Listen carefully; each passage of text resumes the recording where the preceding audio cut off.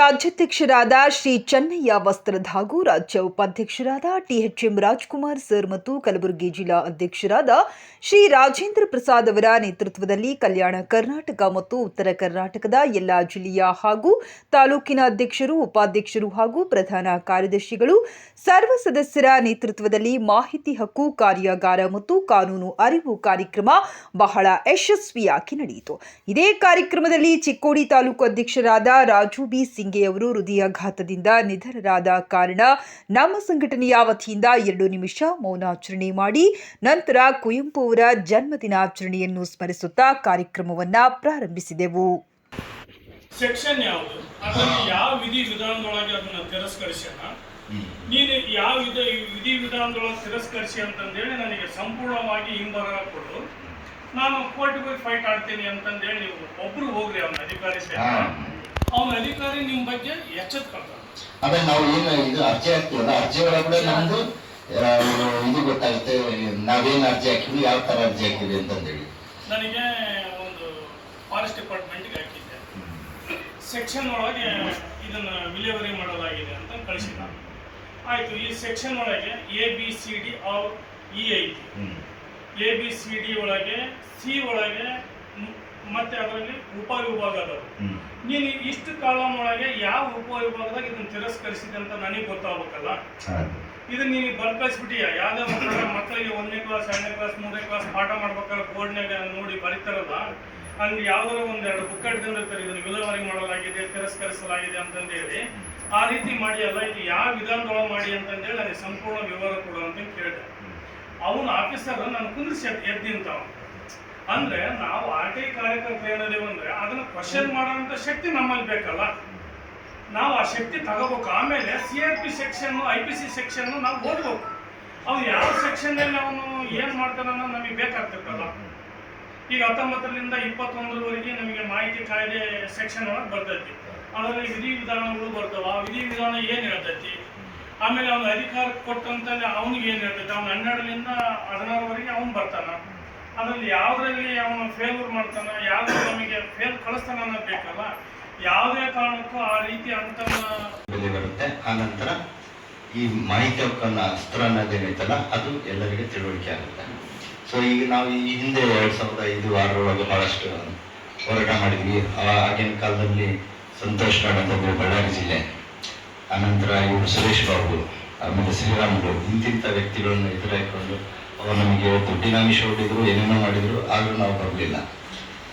So ಈಗ ಇನ್ನೊಂದು ಏನಂತಂದ್ರೆ, ಈ ಮಾಹಿತಿ ಹಕ್ಕು ಅರ್ಜಿ ಯಾವ ರೀತಿ ಹಾಕ್ಬೇಕು, ಆಮೇಲೆ ಮುಂದೆ ಏನು ಮಾಡಬೇಕು ಅನ್ನೋದು ಯಾರಿಗಾದರೂ ಡೌಟ್ಸ್ ಇತ್ತಂದ್ರೆ ನೀವು ಓಪನ್ ಆಗಿ ಕೇಳ್ಬೋದು. ನಾನು ಹೇಳ್ತೀನಿ ಅದ್ರ ಬಗ್ಗೆ. ಸರ್ಕಾರದ ಒಂದು ಆ್ಯಪ್ ಇದೆ, ಅದು ಪಂಚಾಯತ್ ರಾಜ್ ಅಂತಂತೇಳಿ. ಅದರೊಳಗೆ ನೀವು ಹೋದ್ರೆ ಪ್ರತಿ ಒಂದು ಓಣಿದು ಅಲ್ಲಿ ಡೀಟೇಲ್ಸ್ ಇರ್ತಾವೆ. ನಿಮ್ಮ ಊರಿನ ಬಗ್ಗೆ ನೀವು ಇಂಥ ಕೆಲಸ ಆಗಿಲ್ಲ ಅಂತ ನೀವು ಕೇಳ್ಬೋದು. ಅದ್ರಾಗ ಅದನ್ನೆಲ್ಲ ಬಿಡ್ತೀರಿ. 14 ಫೈನಾನ್ಸ್ 15 ಫೈನಾನ್ಸ್ ಮತ್ತೆ ಏನಾದರೂ ಡೌಟ್ಸ್ ಇತ್ತಂದ್ರೆ ಕೇಳ್ಬೋದು. ಏನ್ ಮಾಡ್ತಾರೆ, ಅದನ್ನ ಫಸ್ಟ್ ಆಗಿ ಅರ್ಜಿ ಯಾರಿಗೆ ಬಿಡ್ಬೇಕಿರೋದೇ ಗೊತ್ತಿಲ್ಲ, ಡೈರೆಕ್ಟ್ ಆಗಿ ಬಿಡುವ ಬರ್ತಾರೆ. PDO ಹಾಕೊಂಡಿರೋ ಇದನ್ನ ಕಾರ್ಯದರ್ಶಿ ಇರ್ತಾರಲ್ಲಿ, ಕಾರ್ಯದರ್ಶಿಯಾಗಿ ಹಾಕ್ಬೇಕು. ತದನಂತರ ಓದಿದ್ದಾರೆ, ನೀವು ಅದ್ರ ಬಗ್ಗೆ ಹೆಚ್ಚಿನ ಮಾಹಿತಿ ಏನೇ ಬೇಕಂದ್ರೂ ಕೂಡ ನಮ್ಗೆ ಸ್ಟೇಟ್ ಗ್ರೂಪ್ ಅಲ್ಲಿ ನೀವು ಯಾವತ್ತು ಬೇಕಾದ್ರೂ ಚರ್ಚೆ ಮಾಡ್ಬೋದು. ನೀವು ಒಂದು ಪ್ರಶ್ನೆ ಕೇಳಿದ್ರೆ 9 ಉತ್ತರ ಬರ್ತಾರೆ ಅದರಲ್ಲಿ. ಖಂಡಿತವರು ಆ ತರ ಕೆಲಸ ಮಾಡ್ತಾ ಇದ್ರು. ನೀವು ಏನೇ ಮಾಹಿತಿ ಹಕ್ಕು ಕಾರ್ಯಾಗಾರ ಅಂತ ಏನ್ ಮಾಡಿದೀವಿ ನಾವು ಅಂತಂದ್ರೆ, ನಾವೆಲ್ಲರೂ ಒಗ್ಗಟ್ಟಾಗಿ ಸೇರ್ಕೊಂಡು ಇದ್ರ ಬಗ್ಗೆ ಚರ್ಚೆ ಮಾಡ್ಬೇಕು ಅನ್ನೋ ಉದ್ದೇಶಕ್ಕೋಸ್ಕರ ನಾವು ಸೇರಿರ್ತಕ್ಕಂಥದ್ದು. ಈ ವಿಚಾರ ನೀವು ಏನಿದ್ರೆ ಸರ್ ಹೇಳಿದ್ರು ಒಂದು ಗ್ರೂಪ್ ಮಾಡಿ ಅಂತ. ಆಲ್ರೆಡಿ ಸರ್ ನಮ್ಗೊಂದು ಗ್ರೂಪ್ ಇದೆ, ನಾವು ಚರ್ಚೆ ಮಾಡ್ತೀವಿ. ಪ್ರತಿ 15 ನಿಮಿಷಕ್ಕೂ ಜೂಮ್ ಮೀಟಿಂಗ್ ಮಾಡ್ತೀವಿ.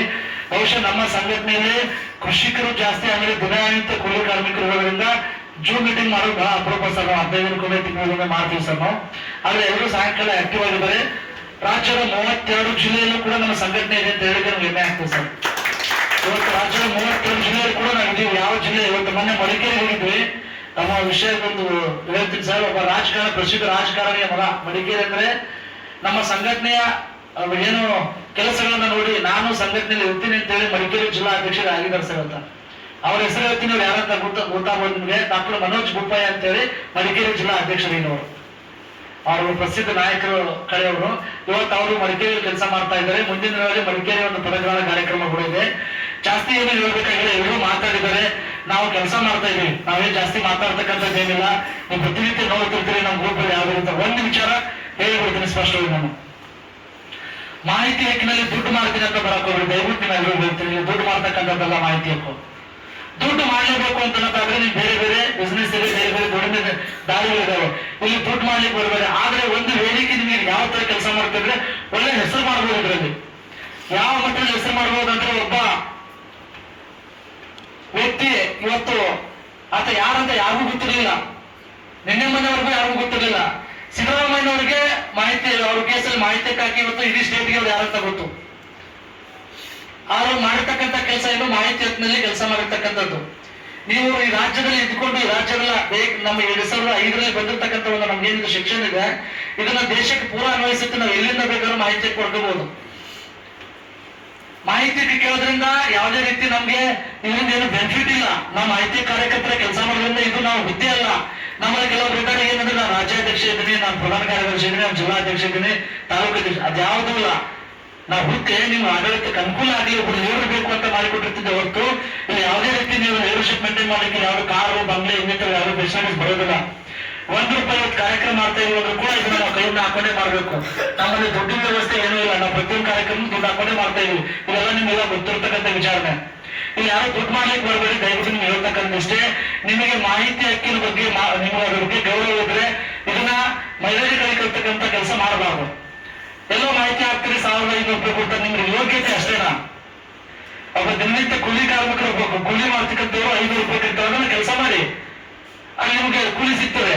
ನಿಮ್ಮ ಯೋಗ್ಯತೆ ₹500 ಸಾವಿರ ನಿಮ್ಮ ಯೋಗ್ಯತೆ. ಇವತ್ತು ರಾಜ್ಯದಲ್ಲಿ ಏನಾಗ್ತದೆ ಅಂತಂದ್ರೆ, ಮಾಹಿತಿ ಕಾರ್ಯಕರ್ತರಲ್ಲಿ ಒಂದು ಆಫೀಸ್ಗೆ ಹೋದ್ರೆ ನಮ್ಮನ್ನ ಮದ್ಯ ವಸೂಲಿಗಾರರು ಅನ್ನೋ ತರ ಗೊತ್ತಿಲ್ಲ ನಿಮ್ಗೆ. ಒಂದು ಟೋಕನ್ ಅನ್ನು ಹಾಕಿ 3,000 2,000 ನಮ್ಗೆ ಕೊಡ್ತಾ ಇದ್ದಾರೆ ಕವರ್ನಲ್ಲಿ. ಇವತ್ತು ಜೇವರ್ಗಿ ತಾಲೂಕಿನ ನಾವು ಅತಿ ಹೆಚ್ಚಾಗಿ ಹೇಳಬಾರ್ದು. ಜೇವರ್ಗಿ ತಾಲೂಕಿನ ಕಚೇರಿ ನಾವು ಯಾವತ್ತೂ ಹೋಗೋದಿಲ್ಲ ಕಚೇರಿಗೆ. ನಮ್ಮ ಫೋನ್ ಕರೆಗಳೇ ಮಾತಾಡ್ತಾರೆ ಇಲ್ಲಿ. ಯಾವತ್ತಿಗೆ ನಾವು ಕೆಲಸ ಮಾಡಿದೀವಿ ಇಲ್ಲಿ. ಇವತ್ತು ಜೇವರ್ಗಿ ತಾಲೂಕಿನ ನಾವು ಕಚೇರಿಗೆ ಹೋಗಲ್ಲ, ಬಹಳ ಅಪರೂಪ. ಕಚೇರಿಗೆ ಹೋಗಲ್ಲ ನಾವು. ಕಚೇರಿಗೆ ಹೋದಪ್ಪ ಅಂತಂದ್ರೆ ಬ್ಯಾಗ್ನ ವೆನೆಟ್ಗಳನ್ನ ಐಡಿ ಕಾರ್ಡ್ ಹ್ಯಾಂಗ್ ಹಾಕೋತಾರ ಪಟ ಪಟ ಎಲ್ಲರೂ. ಆ ತರ ಸ್ಟ್ರಿಕ್ಟ್ ಇದ್ದೀವಿ. ದಯವಿಟ್ಟು ನೀವು ಎಲ್ಲರೂ ಹೇಳ್ತೀವಿ, ಎಲ್ಲ ತಾಲೂಕಿನಲ್ಲಿ ಜಿಲ್ಲಾಗಳಿದ್ದೀನಿ, ಮೊದಲು ಪದ್ಧತಿ ಸಿಸ್ಟಮ್ಗೆ ಐಡಿ ಕಾರ್ಡ್ ಎಲ್ಲರಿಗೂ ಕೊಟ್ಟಿದ್ದೀವಿ. ಐಡಿ ಕಾರ್ಡ್ ಹಾಕ್ತಕ್ಕಂಥದ್ದು ಕೇಳಿರಿ. ನಿಮ್ಮ ಭಾಷೆ ನೀಟಿರ್ಲಿ, ನೀವು ಮಾತಾಡ್ತಕ್ಕಂಥ ಲ್ಯಾಂಗ್ವೇಜ್ ನೀಟ್ ಇರಲಿ. ಆಮೇಲೆ ನೀವು ನೀಟ್ ಇರ್ರಿ. ನಿಮ್ಮ ಮಾಹಿತಿಕ್ಕಿಂತ ಸೆಕೆಂಡ್ರಿ, ಫಸ್ಟ್ ನೀವು ನೀಟ್ ಆಗಿರ್ಬೇಕು. ಅಲ್ಲಿ ಆಫೀಸರ್ ಹತ್ರ ಹೋಗಿ ಯಾವುದೇ ರೀತಿ ರೌಡಿಸಮ್ ಮಾತಾಡ್ತಕ್ಕಂಥದ್ದಲ್ಲ. ನಿಮ್ ಕೆಲಸ ಮಾಡ್ಬೇಕಲ್ಲಿ. ನೀವು ಮಾಹಿತಿಯಕ್ಕೆ ಹಾಕಿದಾಗ ಆ ವ್ಯಕ್ತಿಗೆ ನಿಮ್ಗೆ ಯಾವುದೇ ರೀತಿ ಸಂಬಂಧ ಇರೋದಿಲ್ಲ. ಅವ್ರಿಗೆ ಫೋನ್ ಮಾಡ್ತಕ್ಕಂಥದ್ದು ಏನೋ ನೀವು ನೆಸೆಸಿಟಿ ಫೋನ್ ಮಾಡಬಾರ್ದು, ಅದು ಅಪರಾಧ ಕೂಡ. ಮಾಹಿತಿ ಹಾಕಿರ್ತಕ್ಕಂಥ ವ್ಯಕ್ತಿ ಅಥವಾ ಬರೆದಿರ್ತಕ್ಕಂಥ ವ್ಯಕ್ತಿ ಫೋನ್ ಕಾನ್ಸರ್ವೇಷನ್ ಹಾಕ್ಬಾರ್ದು. 30 ದಿನ ಅದನ್ನ ಉತ್ತರ ಕೊಡದಿದ್ರೆ ಅದನ್ನ ಸೆಕೆಂಡ್ ಅಪೀಲ್ ಹಾಕಿ, ಅದಕ್ಕೆ ಮುಂದಿನ ಪ್ರೊಸೆಸ್ ಇದೆ. ಆ ರೀತಿ ಮುಂದುವರಿದ ಹೊರತು ನಾನು ಮಾಹಿತಿ ಹಾಕಿದ್ದೀನಿ ಯಾಕೆ ಕೊಟ್ಟಿಲ್ಲ ಅಂತ ಕೇಳಕ್ ಹೋಗ್ಬೇಡ್ರಿ. ಯಾಕಂದ್ರೆ ಅಪರಾಧ. ಯಾವುದೇ ರೀತಿ ಮಾಡ್ಲಿಕ್ಕೆ ಮಾಹಿತಿ ಕೊಡಂಗಿಲ್ಲ. ನಾರ್ಮಲ್ ಆಗಿ ಪಂಚಾಯತಿ ಮಾಹಿತಿ ಕೊಡ್ತಾರ, ಒಬ್ಬರು 3 ತಿಂಗಳು ಪೀಳಿಗೆ, ಇನ್ನೊಬ್ಬರು ಮತ್ತೊಬ್ಬರು ಪೀಳಿಗೆ ಕೊಡ್ತಾರ. ಎಲ್ಲಿ ಮಾಹಿತಿ ಕೊಡ್ತಾರ? ಮಾಹಿತಿ ಕೊಡಕ್ ಸಾಧ್ಯನೇ ಇಲ್ಲ. ನಾನು ಒಂದೇ ಸ್ಪಷ್ಟವಾಗಿ ಹೇಳ್ತೀನಿ, ಇವತ್ತು ಮಾಹಿತಿ ಭ್ರಷ್ಟಾಚಾರ ಅಂತಕ್ಕಂಥದ್ದನ್ನು ಸಮೇತ ನಾವು ಕಿತ್ತು ಹಾಕ್ತೀವಿ ಅಂತಕ್ಕಂಥದ್ದು ನಮಗೆ ಕಲ್ಪನೆ ಸುಳ್ಳು. ನಮ್ಗೆ ಯಾವತ್ತೂ ಭ್ರಷ್ಟಾಚಾರ ಸಮೇತ ಕಿತ್ತಾಗಕ್ಕಾಗಲ್ಲ.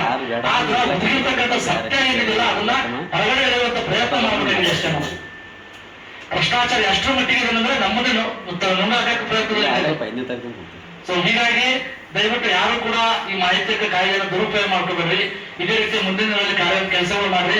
ಆಮೇಲೆ ನಮ್ಮ ರಾಜ್ಯ ಸಂಸ್ಥಾಪಕ ರಾಜ್ಯಾಧ್ಯಕ್ಷರು ಒಂದು ಆದೇಶ ಮಾಡಿದ್ರು, ನಿಮ್ಮೆಲ್ಲರಿಗೂ ಕೂಡ ತಮ್ಮ ತಮ್ಮ ತಾಲೂಕಾ ಕಚೇರಿಗಳ ಮುಂದೆ ಸಾರ್ವಜನಿಕ ಸಂಪರ್ಕ ಮತ್ತು ಮಾಹಿತಿ ಕಾನೂನು ಅರಿವು ಕಾರ್ಯಕ್ರಮ ಮಾಡ್ರಿ ಅಂತೇಳಿ. ಎಲ್ಲಿ ಯಾವ್ಯಾವ ತಾಲೂಕದವ್ರು ಮಾಡ್ರಿ ಹೇಳ್ರಿ.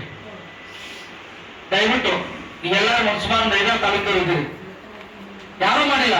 ಅದಕ್ಕೆ ನೀವು ಏನು ಖರ್ಚು ಮಾಡೋಕ್ಕಾಗಿಲ್ಲ. ನೀವು 4-5 ಜನ ಸೇರ್ಕೊಂಡು ತಾಲೂಕು ಕಚೇರಿ ಮುಂದೆ ನಿಲ್ಲಿ. ಸಾಕಷ್ಟು ಜನ ದಿನಂಪ್ರತಿ ಫೈಲ್ ಹಿಡ್ಕೊಂಡ್ ಬರ್ತಾರ, ಏನೋ ಒಂದು ರಿಸಿಪ್ಟ್ ಹಿಡ್ಕೊಂಡ್ ಬರ್ತಾರ. ಏನಾಗಿದೆ, ನೀವು ಯಾಕೆ ಬರ್ತಾ ಇದ್ದೀವಿ ಅಷ್ಟು ಜನ? ಇಲ್ಲ, ನಮ್ಗೆ ಇಂಥದ್ದೊಂದು ಆಫೀಸರ್ ಕೆಲಸ ಆಗ್ಬೇಕಾಗಿತ್ತು, ಕೆಲಸ ಆಗಿಲ್ಲ. ಅದನ್ನ ತಗೋರಿ, ನಮ್ ಲೆಟರ್ ಪ್ಯಾಡ್ ಮೇಲೆ ಬರೀರಿ, ಹೋಗಿ ಅದರ ತಹಸೀಲ್ದಾರ್ ಕೂಡ ನೋಡಿ ನಿಮ್ಮ ಕೈಯಲ್ಲಿ ಕೆಲಸ ಮಾಡ್ತಿರ್ತಕ್ಕಂಥವ್ರು ಇದೊಂದು ಕೆಲಸ ಡಿಲೇ ಮಾಡ್ತಾ ಇರೋದು, ಸಣ್ಣ ಕೆಲಸ ಮಾಡ್ತಾ ಇಲ್ಲ, ದಯವಿಟ್ಟು ಕೆಲಸ ಮಾಡ್ಕೊಡಿ. ಇದ್ರಲ್ಲಿ ಏನ್ ಖರ್ಚಾಗ್ತದೆ ನಿಮ್ದು? ಏನೂ ಖರ್ಚಾಗಂಗಿಲ್ಲ. ಈ ಕೆಲಸ ಒಂದಿನಕ್ಕೆ ನೀವು ತಿಂಗಳಲ್ಲಿ ಒಂದ್ಸಲ ಮಾಡಿ. ನೀವು ಅಲ್ಲೇ ಕಚೇರಿ ಮುಂದೆ ನಿಂತಿದ್ದೀರಿ ಅಂತ ಪ್ರತಿಯೊಬ್ರು ಗೊತ್ತಾದ ಹೋದ ತಕ್ಷಣ ನೀವೆಲ್ಲ ನಿಮ್ಮನ್ನು ಹುಡ್ಕೊಂಡ್ ಬರ್ತಾರ. ನಮ್ಮ ಹತ್ರ ಹೋಗಿದ ಕೆಲಸ ಆಗಲ್ಲ, ಇವ್ರನ್ನ ಕರ್ಕೊಂಡು ಹೋಗ್ಬೇಕು, ನಾವು ಅಲ್ಲಿಗೆ ಒಳಗಡೆ ಇವ್ರನ್ನ ಕರ್ಕೊಂಡು ಹೋಗಿ ಕೆಲಸ ಆಗುತ್ತೆ ಅಂತ ಹೇಳಿ. ಯಾವಾಗ ಜನ ನಿಮ್ಮನ್ನು ಹುಡ್ಕೊಂಡ್ ಬರ್ತಾರೋ ಅವಾಗ ಸಂಘಟನೆ ಬೆಳೀತದೆ, ಸಂಘಟನೆ ಹೆಸರಿಗೆ ಬರ್ತದೆ. ಇದೇ ಕಾನ್ಸೆಪ್ಟ್ ಇಂದ ಅಧ್ಯಕ್ಷರು ಈ ಕೆಲಸನ ಮಾಡಿ ಅಂತ ಪ್ರತಿಯೊಬ್ಬರುಗಳಿದ್ದಾರೆ. ಪ್ರತಿಯೊಬ್ಬರು ಕೂಡ ಮುಂದಿನ ದಿನಗಳಲ್ಲಿ ನಿಮ್ಮ ತಾಲೂಕು ಕಚೇರಿ ಮುಂದೆ ಒಂದು ದಿನಾಂಕವನ್ನು ನಿಗದಿ ಮಾಡಿ ಈ ಕಾರ್ಯವನ್ನು ಮಾಡಿ. ಕಾನೂನು ಸಾರ್ವಜನಿಕ ಸಂಪರ್ಕ ಮತ್ತು ಕಾನೂನು ಅರಿವು ಕಾರ್ಯಕ್ರಮ ದಯವಿಟ್ಟು ಎಲ್ಲರೂ ಮಾಡಬೇಕು. ಏನ್ 4 ಜನ ಹೋಗಿ ಸಾಕು, ಐಡಿ ಕಾರ್ಡ್ ಹಾಕೊಂಡು ಡಿಸ್ಟೆಂಟ್ ಹೋಗಿ ಬರ್ತಿರ್ತಾರೆ, ಏನಿದೆ ಸಮಸ್ಯೆ ಅಡ್ಮಿಟ್ ಕಾರ್ಡ್ ಮೇಲೆ ಬರ್ಬೋದು, ಸಂಬಂಧಪಟ್ಟ ಇಲಾಖೆ ಕೊಡ್ರಿ. ಅದನ್ನ ಮುಂದಿನ ತಿಂಗಳಷ್ಟೊತ್ತಿಗೆ ಕೆಲಸ ಮಾಡಿರ್ತಾರೆ. ಮಾಡದೇ ಇದ್ರೆ ಅದನ್ನ ಸೀನಿಯರ್ ಆಫೀಸರ್ ಇರ್ತಕ್ಕಂಥ ಒಂದು ಮನೆಯಾಗ 5 ಜನ ಅದಾರಂದ್ರೆ 4 ಜನಕ್ಕೆ ಲೋನ್ ಕೊಟ್ಟಾರ. ಆ ಮೇಲ್ಕೋಟೆಯಲ್ಲಿ ಒಬ್ಬ ಅಮ್ಮ ನನಗೆ ಫೋನ್ ಮಾಡಿತ್ತು, ಗಂಡ ಸತ್ತ ನಾವು ಅಮ್ಮ ಒಬ್ಬಕ್ಕೆ ದುಡಿಯೋದು, ವಾರಕ್ಕೆ 4,500 ಕಟ್ಬೇಕಣ ಅಂತ ಹೇಳಿ. ಅವರು 1 ಲಕ್ಷ ಸಾಲ ಕೊಟ್ರೆ ಅವರು ರಿಕವರಿ ಮಾಡೋದ್ರೊಳಗೆ 1,75,000ರಿಂದ 80,000 ಆಗ್ತೈತಿ. RBI ನಿಯಮದ ಪ್ರಕಾರ ವಾರ ಅದನ್ನ ಮೈಕ್ರೋ ಫೈನಾನ್ಸ್ ಒಳಗಡೆಗೆ ಮನೆಗೆ ಹೋಗಿ ಉಸ್ಲತೆ ಮಾಡಂಗಿಲ್ಲ, 3 ತಿಂಗಳಿಗೆ ಒಂದ್ಸರಿ ಐತಿ. ಸ್ವಸಹಾಯ ಸಂಘ ಅಂತಂದೇಳಿ ಅದು ಇರೋದು, ಅದಕ್ಕೆ 7% ಇದ್ರೆ NRLM ಒಳಗಡೆಗೆ 3% ಅವ್ರಿಗೆ ಕೇಂದ್ರ ಸರ್ಕಾರದಿಂದ ಸಹಾಯಧನ ಬರ್ತೈತಿ, 4% ಮಾಡ್ತಾರೆ. ಪ್ರತಿಯೊಬ್ಬರಿಗೂ ಮಂಜುನಾಥ ಅನ್ನೋದು ಒಳ್ಳೆ ಮಾಡಲ್ಲ, ದುಡ್ಡು ತಗೊಂಡು ಮಂಜುನಾಥ ಅನ್ನೋದು ಒಂದು ಕಡೆ ಆ ರೀತಿ, ಇನ್ನೊಂದು ಕಡೆ ನಾವು ಬ್ಯಾಂಕಿಂದ ಕೊಟ್ಟರು ಅಂತ ಹೇಳ್ತಾರೆ. ಇದು ಯಾವ ಸಮಯ ಸರಿ? ಇದನ್ನು ಯಾವ್ದಾರ ತನಿಖೆ ಮಾಡಿ ಒಂದೇ ಒಂದು ಕಾನೂನು ಕರ್ನಾಟಕ ರಾಜ್ಯದಲ್ಲಿ ಇಲ್ಲ. ಇವತ್ತು ಮಾಹಿತಿ ಹಕ್ಕು ಮುಖಾಂತರವಾಗಿ ನಾನು ಇವತ್ತು ಇಲ್ಲಿ ಬರ್ಲಿಕ್ಕೆ ಕಾರಣ ಮಾಹಿತಿ ಹಕ್ಕು. ಯಾಕಂದ್ರೆ ನಾನು ಒಂದು ದೂರನ್ನು ಮುಖ್ಯ ಕಾರ್ಯದರ್ಶಿ, ಮುಖ್ಯಮಂತ್ರಿ, DIG ಇಂಥವರಿಗೆ ದೂರನ್ನು ದಾಖಲು ಮಾಡಿ ನಂತರ ಅನೇಕ ಹೇಳ್ತಾರೆ 10 ದಿನ ನಂತರ ತನಿಖಾ ವರದಿ ಕೊಡಿ ಅಂತ. ಇವತ್ತು ಕರ್ನಾಟಕ ರಾಜ್ಯದ ಪ್ರತಿಯೊಂದು ಠಾಣೆಯಲ್ಲೂ ಸೌಜನ್ಯ ಹೋರಾಟದ ಪತ್ರ ಇದೆ. ಪ್ರತಿಯೊಂದು ಠಾಣೆ ಮುಖಾಂತರ ಗ್ರಾಮ ಮಟ್ಟದಲ್ಲೂ ತನಿಖೆ ಆಗ್ತಾ ಇದೆ. ಆ ಮಾಹಿತಿ ಹಕ್ಕಳು ಬೇರೆ ಯಾವುದೇ ಕಾನೂನು ಪ್ರಕಾರ ಏನೋ ಮಾಡ್ಲಿಕ್ಕೆ ಆಗ್ತಾ ಇಲ್ಲ, ಮಾಹಿತಿ ಹಕ್ಕು ಮುಖಾಂತರ ಬಂತು. ಅದು ಪ್ರತಿಯೊಬ್ಬ ವ್ಯಕ್ತಿಗಳು. ಅದರಲ್ಲದೆ ಕೆಲವೊಂದು ಕಡೆ ಏನಂತ ಹೇಳಿದ್ರೆ ಈ ಮಾಹಿತಿ ಹಕ್ಕನ್ನು ದುರುಪಯೋಗ ಮಾಡ್ತಾ ಇದ್ದಾರೆ. ಅದನ್ನು ನಿಲ್ಬೇಕು. ಅದನ್ನ 100% ಹೇಳ್ತೀನಿ, ಅದನ್ನು ನಿಲ್ಬೇಕು. ಯಾರು ಹೇಳ್ತಾರೋ ಇಲ್ಲಿ ಬಂದು ತಿಳ್ಕೊಂಡು ಹೋಗೋದು, ಅಲ್ಲಿ ಲೆಟರ್ ಹಾಕೋದು, ಆಮೇಲೆ ಅವರು ಕರೆಸೋದು, ಡೀಲ್ ಮಾಡೋದು, ಅದು ಮಾಡ್ಬೇಕು. ಎಲ್ಲರಿಗೂ ಅದನ್ನ ಕೈ ಮುಗಿತಾ ಇರ್ತದೆ. ಅಂದ್ರೆ ಕೆಲವೊಂದು ಕಡೆ ನಿಷ್ಠಾವಂತರಿಗೆ ಹೋಗ್ಲಿಕ್ಕೆ ಆಗ್ತಾ ಇಲ್ಲ. ಮಾಹಿತಿ ಹಕ್ಕಲ್ಲ ಅವ ಡೀಲ್ ಮೇಲೆ ಈ ಮಾತು ಬರಬಾರ್ದು. ನಾನು ಕಳಿಸ್ತೀನಿ, ನಾನು ಬೆಂಗಳೂರಲ್ಲಿ BBMP ಹೆಲ್ತ್ ಇನ್ಸ್ಪೆಕ್ಟರ್ ಬೇರೆ ಕಳಿಸ್ತವ, ಮಂಗಳೂರಲ್ಲಿ ಪೊಲೀಸರನ್ನು ವರ್ಗಾವಣೆ ಮಾಡಿಸ್ತೀನಿ, ಪೊಲೀಸರನ್ನು ಸಸ್ಪೆಂಡ್ ಮಾಡಿಸ್ತೀನಿ. ಅದೆಲ್ಲ ಆಗಿರೋದು ಮಾಹಿತಿ ಹಕ್ಕಿಂದ. ಅದನ್ನು ಉಪಯೋಗಿಸ್ಕೊಳ್ಳಿ. ನಮಗೆ 100 ಜನ ಬೇಕಂತಿಲ್ಲ, ನಾವು ಹೇಳಲ್ಲ ಪೆನ್ನು ಪೇಪರ್ ಸಾಕು. ಆ ಪೆನ್ನು ಪೇಪರ್ ಇದ್ದರೆ ಅದರಷ್ಟು ವ್ಯಾಲ್ಯೂ ಬೇರೆ ಯಾವುದಕ್ಕೂ ಬರಲ್ಲ, ಯಾವ ಹೋರಾಟಕ್ಕೂ ಬರಲ್ಲ. ಅದನ್ನೆಲ್ಲರೂ ಅರ್ಥ ಮಾಡ್ಕೊಳ್ಳಿ. ನಾನು ಈ ಮೂಲಕ ಎಲ್ಲರಿಗೂ ಹೇಳ್ತಾ ಇರೋದು ನೋಡಿ, ಎಲ್ಲ ನಾವು ಈ ಒಂದು ಅದನ್ನು ಯಾವ ರೀತಿಯಲ್ಲಿ ಅಂತ ಒಂದು ಬೆಳಗಿಸ್ಬೇಕಂತ ಹೇಳಿದ್ರೆ ಸಣ್ಣ ಒಂದು ಮಾಹಿತಿ ಕೊಡ್ತಾ ಇದ್ರಿ. ಕೆಲವರಿಗೆ ಇಷ್ಟೆಲ್ಲ ಜನ ಇದ್ದಾರೆ, ಕೆಲವರಿಗೆ ಗೊತ್ತಾಗ್ತಾ ಇಲ್ಲ. ಒಂದು ಗ್ರೂಪ್ ಮಾಡಿ, ಝೂಮ್ ಮೀಟಿಂಗ್ ಮಾಡಿ. ಇವತ್ತು ನಾವು 1 ವರ್ಷದಿಂದ ಇಡೀ ಕರ್ನಾಟಕ ರಾಜ್ಯದ ಎಲ್ಲಾ ಜಿಲ್ಲೆಯಲ್ಲೂ ಸೌಜನ್ಯ ಹೋರಾಟವನ್ನು ಮಾಡ್ತೀವಿ. ಸಾಯಂಕಾಲ ಡೈಲಿ 8 ಗಂಟೆಗೆ ನೋಡಿ, 8 ಗಂಟೆ 9 ಗಂಟೆಗೆ ಝೂಮ್ ಮೀಟಿಂಗ್. ಯಾವ ಜಿಲ್ಲೆಯಲ್ಲಿ ಏನೆಲ್ಲ ಪ್ರಕರಣ ಆಗಿದೆ, ಯಾರಿಗೆಲ್ಲ ತೊಂದರೆ ಆಗಿದೆ, ಎಲ್ಲವನ್ನು ತಿಳ್ಕೊಳ್ಳೋದಿದ್ದೀವಿ. ಅದನ್ನೆಲ್ಲ ವರದಿ ಮಾಡ್ತಾ ಇದ್ದೀವಿ. ಎಷ್ಟು ಪ್ರಕರಣ ದಾಖಲೆ ಕೊಡ್ತಾ ಇರಬೇಕು. ಈ ರೀತಿ ಮಾಡಿ ಜನರಿಗೆ ತಪ್ಪು ಮಾಹಿತಿ ಇದೆ ನೇರವಾಗಿ ಇಲ್ಲಿ ಕೇಳಿ ಇಲ್ಲಿಂದ ಅವರಿಗೆ ಉತ್ತರ ಕೊಡೋದು ವಾರಕ್ಕೊಂದು ಸರಿ ಮಾಡಿ, ವಾರಕ್ಕೊಂದೇ ಸರಿ ಸಾಕು. ಮತ್ತೆ ಅದು ಅಲ್ಲ, ತಮ್ಮವ್ರಿಗೆಲ್ಲ ಹೇಳ್ತೀವಿ, ಎಲ್ಲರೂ ಕೆಲಸ ಮಾಡುವವರು ಇದರಿಂದ 1 ರೂಪಾಯಿ ನಿಮಗೆ ಆದಾಯ ಬರಲ್ಲ. ದುಡಿಯಲೇಬೇಕು. ಆದ್ರೆ ದಿನಕ್ಕೆ ಅರ್ಧ ಗಂಟೆ ಇಲ್ಲ 10 ನಿಮಿಷ, ತಿಂಗಳ ಲೆಕ್ಕ ಒಂದು ಅರ್ಧ ದಿನ ಇದಕ್ಕೋಸ್ಕರ ಮೀಸಲಾತಿ. 100% ನಮ್ಮ ದೇಶದ, ನಮ್ಮ ರಾಜ್ಯದ ಭ್ರಷ್ಟಾಚಾರ ಮುಕ್ತ ಸಮಾಜವನ್ನು ನಮಗೆ ಕಟ್ಟಬಹುದು. 100ಕ್ಕೆ 100% ಕಟ್ಟಬಹುದು. ಆ ಒಂದು ನೋಡಿ, ಆ ಒಂದು ಗುರಿಯಿಂದ ಇವತ್ತು ಇಲ್ಲಿವರೆಗೂ ಬಂದಿದ್ದೀವಿ ನಾವು. ಅವನು ಮನಸ್ಸು ಗಟ್ಟಿ ಮಾಡಿದ್ರೆ ಸಾಕು ನಾವು ಅಷ್ಟೇ. ಮತ್ತೆ ಇವಾಗ ಸ್ವಚ್ಛತೆ ನಾನೆಲ್ಲ ಕಡೆ ನೋಡ್ತಾ ಇದ್ದೀನಿ. ಸ್ವಚ್ಛತೆ ಭಯಂಕರ ಆಗಿರ್ತಿದೆ. ನಾನು ಸ್ವಚ್ಛತೆ ಮಾಡಿದ್ದೀನಿ. ನಾನು ಕಿಲೋಮೀಟರ್ ಈ ಧರ್ಮಸ್ಥಳ ಸುಬ್ರಹ್ಮಣ್ಯ ಒಂದು 3-4 ಕಿಲೋಮೀಟರ್ ಕಸ ಎತ್ತಿ ಕ್ಲಿಯರ್ ಮಾಡಿದ್ದೀನಿ. ಆ ಪಂಚಾಯತ್ ಭಯ ಬೀಳ್ತಾರೆ. ನಾನು ಹೋದ್ರೆ ಎಲ್ಲ ವೇಸ್ಟ್ ಆಗೋದು ನೋಡಿದೆ. ಆ ರೀತಿ ಪಂಚಾಯತ್ ಭಯ ಬೀಳಿಸಿ, ಪಂಚಾಯತ್ ಸಭೆ ಎತ್ತಿಸಿ ನಮಗೆ ಸ್ವಚ್ಛತೆ ಬೇಕು. ನಾವು ಇವತ್ತು ರಾಜ್ಯ ಬಂದಿವಿ, ನನಗೆ ಬೇಜಾರಾಗ್ತಾ ಇದೆ. ಎಲ್ಲ ನೋಡ್ತೀವಿ, ಎಲ್ಲದನ್ನ ನೋಡ್ತೀವಿ ಸ್ವಚ್ಛತೆ ಯಾವ ತರ ಇದೆ ಅಂತ. ಅದನ್ನು ಪಂಚಾಯತ್ ಮುಖಾಂತರ ಕ್ಲಿಯರ್ ಮಾಡೋ ಕೆಲಸವನ್ನು ಪ್ರತಿಯೊಬ್ಬರು ಮಾಡಬೇಕು. ಅದೇ ರೀತಿ ನಮ್ಮ ಸೌಜನ್ಯ ಹೋರಾಟಕ್ಕೆ ಗ್ರಾಮದಲ್ಲಿ ಆಗ್ತಾರ ಈ ಬಡ್ಡಿ ವ್ಯವಹಾರ ನಿಲ್ಲೇಬೇಕು. ಸರ್ಕಾರ ಇವಾಗಲೇ ನೋಡಿ, ಆ ಒಂದು ಹೋರಾಟದಿಂದ ಅಧಿವೇಶನದಲ್ಲಿ ಚರ್ಚೆ ಆಗಿದೆ. ಸಣ್ಣ ಮಟ್ಟದ ಹೋರಾಟ ಅಧಿವೇಶನದಲ್ಲಿ ಚರ್ಚೆ ಆಗಿದೆ. ಇವತ್ತು ಬಡ್ಡಿಯಿಂದ ನಿಲ್ಲಿಸೋ ಕೆಲಸ ಮಾಡ್ತಾ ಇದ್ದಾರೆ. ಅಂತ ಕೆಲಸ ನಾವು ಮಾಡ್ಬೇಕು. ಇವಾಗ ಎಲ್ಲರೂ ಹೇಳ್ಬೋದು ಧರ್ಮಸ್ಥಳ ಅವರು ಒಳ್ಳೆ ಕೆಲಸ ಮಾಡ್ತಾರೆ, ಆಯ್ತು ಮಾಡಿ ಸ್ವಾಮಿ, ನಾನು ಬೇಡ ಅಂತ ಹೇಳಲ್ಲ. ಆಗ ಬಡ್ಡಿದಿಂದ ಎಷ್ಟು % ಯಾರಿಗಾದ್ರು ಗೊತ್ತಾ? ಅವ್ರು ತಗೊಳ್ತಾ ಇರೋದು 1 ವರ್ಷಕ್ಕೆ 12,000 ಕಟ್ಟಲಿಕ್ಕೆ ಮಾತ್ರ 14%, ಅಂದ್ರೆ 1,14,000 ಕಟ್ಬೋದು. ಆದ್ರೆ ಇವರು ವಾರ ವಾರಕ್ಕೆ ತಿಂತಾ ಇದ್ದಾರೆ, ವಾರ ವಾರಕ್ಕೆ ತಿಂತಾ ಇದ್ದಾರೆ. ಎಷ್ಟು ಜನ ಆತ್ಮಹತ್ಯೆ ಮಾಡ್ಕೊಂಡಿದ್ದಾರೆ ಗೊತ್ತಾ? ಯಾರಿಗಾದ್ರು ವರದಿಯೆಲ್ಲ ನಾವು ಕೊಡ್ತೀವಿ. ಎಷ್ಟು ಜನ ಮೇಲೆ ದಬ್ಬಾಳಿಕೆ ಮಾಡ್ತಾ ಇದ್ದಾರೆ. ಮುಂದೆ ನೋಡಿರ್ಬೋದು, ಒಂದು ಅಡಿಮನೆ ಒಳಗೆ ಕೂತಿದ್ದಾರೆ ಇವರು ಬರುವಾಗ. ಯಾವ ರೀತಿಯಲ್ಲಿ ಕೆಟ್ಟ ಪದಗಳು ಬಳಸ್ತಾ ಇದ್ದಾರೆ.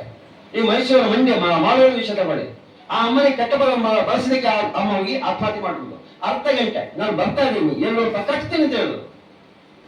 ಆ ಪದ ನಾನು ಹೇಳ್ಬಾರ್ದು, ಅಂತ ಪದವನ್ನು ಬಳಸಿದ್ದಾರೆ.